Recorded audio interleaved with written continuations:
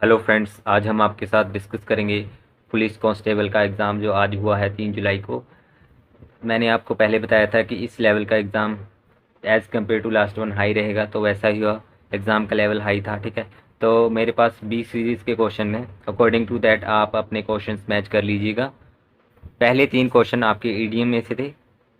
First question था 40 wings, इसका मतलब होता है झपकी टाइप आ जाना, means A short sleep during the day, तो ऑप्शन सी इसका राइट आंसर हो जाना था। अगला था रेस सम हैकल्स, इसका मतलब तो होता है टू उनाए, तो इसका बी राइट आंसर आ जाना था। नेक्स्ट था थ्रो इन द टावल, इसका राइट आंसर आ जाना था option C, sorry option A to give up, ठीक है।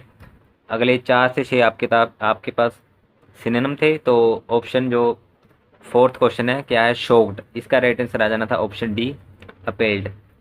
क्वेश्चन नंबर 5 का राइट आंसर आ जाना था option A, enlightening. Question number 6 था स्पीरियस, इसका सिनोनिम होता है काउंटरफिट, तो ऑप्शन सी राइट आंसर हो जाना था। 7 से 9 तक आपके पास एंटोनिम थे। 7 था पेंडोमिनियम, इसका मतलब होता है हुड़दंग वगैरह मचाना, तो इसका उल्टा क्या हो जाएगा, पीस, तो ऑप्शन डी राइट आंसर हो जाएगा। मोडेस्टी का उल्टा क्या होता है, ग्रैंड्योर, तो ऑप्शन ए राइट आंसर हो जाएगा। कॉन्साइज मतलब छोटा, तो इसका उल्टा होता है लेंथी, तो ऑप्शन बी राइट आंसर हो जाएगा। 10 से 13 तक आपके पास फिल इन द ब्लैंक्स थे। तो क्वेश्चन 10th क्या है, we must not shy dash taking risk in life, तो इसका राइट आंसर हो जाना था option C, away from. Next था due to her illness she could not finish the work dash by time, तो dash के स्थान पर आपका आना था ऑप्शन डी, ऑन, ठीक है। नेक्स्ट था the police was directed to dash his business dealing, तो इसका राइट आंसर आपके पास हो जाना था 12th का ऑप्शन बी, लुक इनटू, ठीक है। नेक्स्ट क्वेश्चन नंबर 13 क्या है, despite injuries Neeraj manage to dash gold medal in tournament, इसका राइट आंसर आपके पास हो जाना था pull off, option B is the right answer.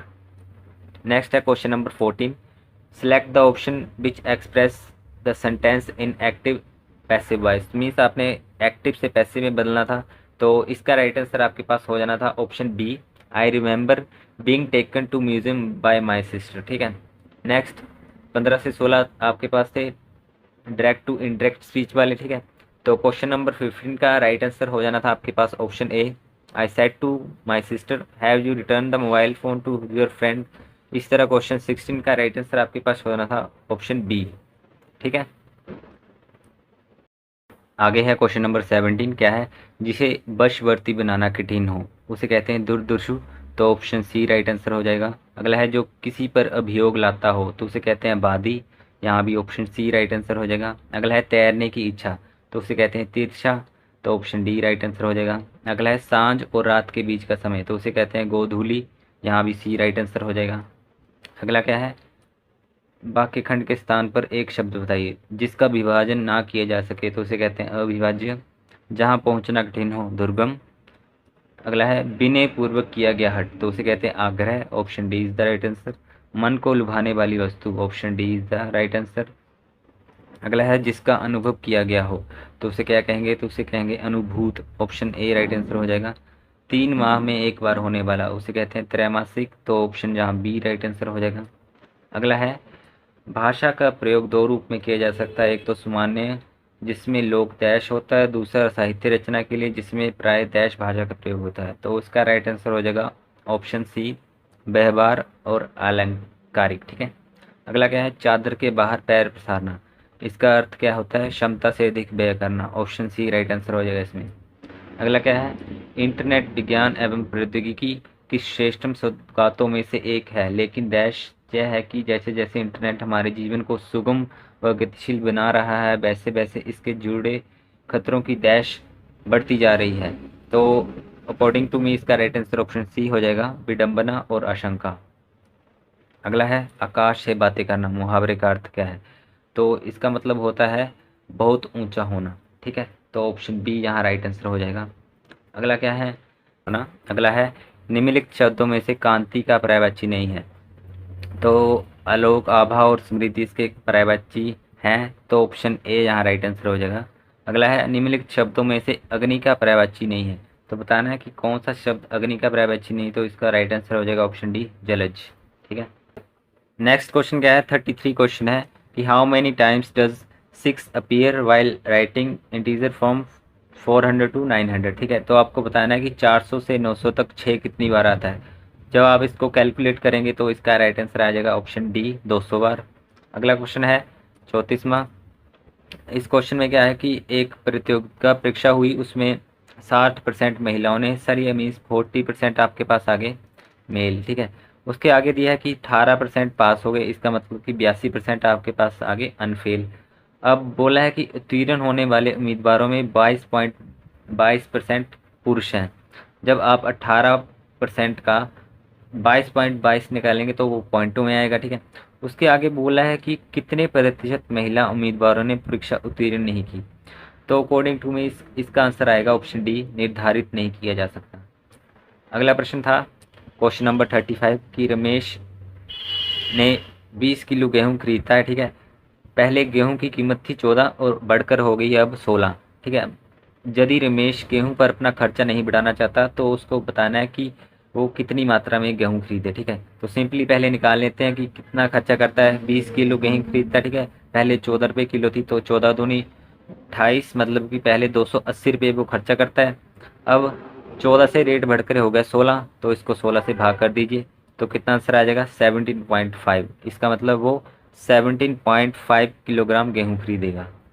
अगला प्रश्न है, एक ट्रेन दी है जिसकी लंबाई दी है 150 मीटर और वो एक पुल को जिसकी लंबाई दी है 250 मीटर 90 किलोमीटर प्रति घंटे की स्पीड से पार करती है। तब आपने टाइम निकालना है। तो टाइम क्या होता है, distance upon speed. Time distance कितना होगा, 250 प्लस 150 400, ठीक है, डिवाइड में स्पीड 90। इसको कन्वर्ट कर लेंगे साथ ही 5 और 18 के साथ। 18 से 90 कट जाएगा 5 बार में, 5 पंजे 25, 25 चौके 100, तो 4 चौके 16, तो ऑप्शन सी राइट आंसर हो जाएगा 16 सेकंड। अगला प्रश्न क्या है कि what is the length of longest pole that can be placed in a room, ठीक है। लंबाई दी है 24, चौड़ाई दी है 16 और हाइट दी है 18। अब आपके पास इसका निकालने का फॉर्मूला होता है under root of L square plus B square plus H square, मतलब कि 24 का स्क्र प्लस 16 का स्क्र प्लस 18 का स्क्र। जब आप इसको कैलकुलेट करेंगे तो आपके पास 34 मीटर आएगा, तो ऑप्शन सी राइट आंसर हो जाएगा। अगला प्रश्न क्या था 38, दो गोलाकार गेंदें जिसका क्षेत्रफल अनुपात में है 4:9। बड़ी गेंद की त्रिज्या निकालनी है हमने अगर छोटी गेंद की त्रिज्या 4 सेंटीमीटर हो, ठीक है। तो सिंपली है, इसमें आप क्या करेंगे 4πr², 4πr1 का स्क्वायर अपॉन 4πr2 का स्क्वायर कितना दिया है 4:9 में दिया है, ठीक है। 4π से 4π कट गया, r1 की वैल्यू दी है 4, ठीक है। 4 चौके 16, ठीक है, 4 से 16 कट जाएगा, 4 बचेंगे और r2 कितना आ जाएगा, फिर आपके पास r2 का स्क्वायर आ जाएगा 36, 9 चौके 36। फिर इसको कैलकुलेट करेंगे तो r2 कितना आ जाएगा 6, तो ऑप्शन सी राइट आंसर हो जाएगा 6 सेंटीमीटर। अगला क्या था, एक फिश टैंक है, ठीक है, वो भी एक नाव के आकार में है, मीन्स क्यूबाइड की शेप में है। अब बोला है कि उसकी लंबाई और चौड़ाई और गहराई 10, 15 और 20% इंक्रीज की गई है। तो आपको बताना है कि उसका वॉल्यूम कितना इंक्रीज किया गया। सबसे पहले मान लेते हैं लंबाई 10 है, चौड़ाई भी 10 है और हाइट भी 10 है, ठीक है। अब लंबाई 10% इंक्रीज की, मतलब कि 11 हो गई। 15% इंक्रीज की चौड़ाई, मतलब कि ये कितना हो गया 11.5। फिर उसके बाद हाइट इंक्रीज की 20%, मतलब कि हाइट अब कितनी हो गई 12, ठीक है। तो इसको मल्टीप्लाई करके कितना आ रहा है 1000। इस तरह अब इसको मल्टीप्लाई करेंगे तो आपके पास कितना आ जाएगा 11 गुणा 11.5 गुणा 12 में, तो आपके पास आ जाएगा 1518, ठीक है। तो इसका मतलब कि कितने परसेंट इंक्रीज हो रहा है, ये हो रहा है 51.8, ठीक है। 51.8% इंक्रीज हो रहा है, तो ऑप्शन सी राइट आंसर हो जाएगा। अगला प्रश्न क्या था कि जेम्स एक कार्य को 50 दिन में करता है और पीटर उसी कार्य को 40 दिन में करता है। तो एक साथ काम करते हुए वो 45% काम कितने समय में पूरा कर लेंगे। तो सिंपल है, आपने क्या निकालना है 1/50, पूरा कार्य निकाल लेना। 1/50 प्लस 1/40, ये कितना आ जाएगा, एलसीएम में आ जाएगा 200 और ऊपर 5 + 4 9, ठीक है। अब पूरा कार्य 200/9 दिन में करेंगे, तो 45% कितने में करेंगे, ऊपर गुना में 100 कर दीजिए, डिवाइड बाय 45 कर दीजिए, ठीक है। तो 100 से 2 जीरो कट जाएंगी, 9 से 45 कट जाएगा, 5 बार में 5 दूनी 10, मतलब कि 10 दिन में वो कार्य खत्म कर लेंगे। नेक्स्ट क्वेश्चन क्या है, the earth atmosphere is mainly heated by, तो this is basically due to greenhouse effect. तो इसका राइट आंसर हो जाएगा option B, long wave terrestrial radiation. अगला क्या है, how are evergreen plants with good stem having naked is classified, तो इसको कहा जाता है जिम्नोस्पर्म, तो ऑप्शन सी राइट आंसर हो जाएगा। नेक्स्ट क्वेश्चन है, which of the following organelles is not found in animal cell, तो इसका राइट आंसर हो जाएगा cell wall, option B is the right answer. Next है, the stars twinkle in the night because, this is basically due to refraction, ठीक है। तो यहाँ पर राइट आंसर आपके पास हो जाएगा option D, the refractive index of air in atmosphere fluctuates. Next है, which of the following is called the king of chemical, तो ये तो बहुत आसान क्वेश्चन था, इसका राइट आंसर हो जाएगा ऑप्शन सी, सल्फ्यूरिक एसिड। अगला है, vinegar is the trade name of, तो इसका राइट आंसर हो जाएगा ऑप्शन डी, एस्टिक एसिड, जिसे हम सिरकामल कहते हैं। अगला क्वेश्चन है, water in plants is transported by, तो इसका राइट आंसर हो जाएगा ऑप्शन ए, जाइलम। अगला है, during the process of respiration in human beings the exchange of gases takes place in, तो इसका राइट आंसर हो जाएगा ऑप्शन ए, एली बॉयली, ठीक है। नेक्स्ट क्वेश्चन है कि नीति आयोग द्वारा जारी सतत विकास लक्ष्य भारत सूचकांक 2020-21 में कौन सा राज्य प्रथम रहा है, तो लास्ट बार की तरह इस बार भी केरल फर्स्ट पोजीशन पे रहा है, और जो हिमाचल प्रदेश और तमिलनाडु है वो दोनों सेकंड पोजीशन पे रहे हैं, ठीक है। अगला प्रश्न क्या है कि 26 जनवरी 1950 को हम अंतर्विरोध के जीवन में प्रवेश करने जा रहे हैं, राजनीति में हमारे पास समानता होगी, सामाजिक एवं आर्थिक जीवन में हमारे पास असमानता होगी, तो ये इस उदाहरण का श्रेय किसे दिया जाता है, तो इसका राइट आंसर हो जाएगा बाबा साहब डॉक्टर भीमराव अम्बेडकर। अगला प्रश्न क्या है कि भारत के राष्ट्रपति के चुनाव के लिए निर्वाचक मंडल में निम्नलिखित में से क्या शामिल है, तो इसमें होता है राज्य की विधानसभा के निर्वाचित सदस्य, तो option B is the right answer, केवल 2। अगला क्या है, the state world of Himachal Pradesh, तो इसका राइट आंसर हो जाएगा वेस्टर्न ट्रैगोपन मीन्स पश्चिमी जजुराना, B is the right answer. अगला है, निम्नलिखित में से कौन लोकसभा के उपाध्यक्ष के चुनाव की तारीख तय करता है, तो इसका राइट आंसर हो जाएगा ऑप्शन डी, लोकसभा अध्यक्ष। नेक्स्ट है, हिमाचल प्रदेश में कोल बांध किस नदी पे बनाया गया है, तो जो आपका हिमाचल प्रदेश में कोल बांध है वो सतलुज नदी पे बनाया गया है, option C is the right answer, ठीक है। अगला प्रश्न क्या है, मिट्टी चिक्का की मात्रा अधिक होने का कारण सूक्ष्म मौसम में इसकी मिट्टी में चौड़ी दरारें पड़ जाती हैं, इसमें ह्यूमस की कमी होती है, यह अत्यधिक नमी धारण करने वाली है, इस प्रकार सिंचाई के लिए अच्छी प्रतिक्रिया देती है, कपास के लिए सबसे उत्तम है, तो इस मिट्टी को पहचाने, तो इसका राइट आंसर हो जाएगा ऑप्शन डी, काली मिट्टी। अगला है, the first 5G call in India was recently tested at, तो ये की गई थी IIT मद्रास में, तो option C is the right answer. अगला प्रश्न है, dash is aimed at building an extra decentralised web that puts user in control of their data and identity, तो बेसिकली इसका राइट आंसर हो जाएगा वेब 5.0, जो वेब 2.0 और वेब 3.0 का मिश्रण है, ठीक है। अगला प्रश्न क्या है कि प्राशर झील के किनारे बने मंदिर की स्थापत्य शैली क्या है, तो ये है पैगोडा शैली की, तो ऑप्शन सी राइट आंसर हो जाएगा। अगला है कि ब्रिटिश सरकार द्वारा क्रिप्स मिशन भारत आने के लिए कब भेजा गया, तो इसका राइट आंसर हो जाएगा ऑप्शन सी, 1942। अगला है, सुप्रीम कोर्ट का नवजोत सिंह जोहर बनाम भारत संघ मामला कानून किस प्रावधान से संबंधित है, तो आपको पता होगा ये आपका 377 धारा से रिलेटेड था, ठीक है, तो ऑप्शन बी राइट आंसर हो जाएगा, सेक्शन 377 ऑफ IPC। अगला क्या है, which of the following book was authored by Mahatma Gandhi, कि महात्मा गांधी द्वारा इनमें से लिखी गई पुस्तक कौन सी है, तो इसका राइट आंसर हो गया ऑप्शन सी, हिंद स्वराज। अगला क्वेश्चन है, भारत में पुलिस स्मृति दिवस कब मनाया जाता है, ये क्वेश्चन मैं आपके साथ डिस्कस भी किया था मॉक टेस्ट में, तो इसका राइट आंसर हो जाएगा ऑप्शन डी, 21 अक्टूबर। अगला है, इन विच डिस्ट्रिक्ट द बांदली वन्य जीव अभयारण्य, ठीक है, तो आपको बताना है बांदली वन्य जीव अभयारण्य किस जिले में है, तो ये आपका मंडी में है, तो ऑप्शन सी राइट आंसर हो जाएगा। अगला है, कौन सा पहाड़ी दर्रा लाहौल और स्पीति को जोड़ता है? हमेशा आपको बताना है कि कौन सा दर्रा इन दोनों को जोड़ता है, जब पहुंचाने का कार्य करता है, तो उसका राइट आंसर हो जाएगा ऑप्शन डी कुंजम दर्रा। नेक्स्ट क्वेश्चन क्या है, find the value of x in sequence. आपको बताना है एक्स के स्थान पे क्या आएगा। तो सिंपली इसका पैटर्न क्या बना था, 40 को आपने मल्टीप्लाई करना था 0.5 के साथ, तो आपका आ जाना था 20। इस तरह आगे 20 को मल्टीप्लाई करना था 1 के साथ, तो आपके पास आ जाना था 20।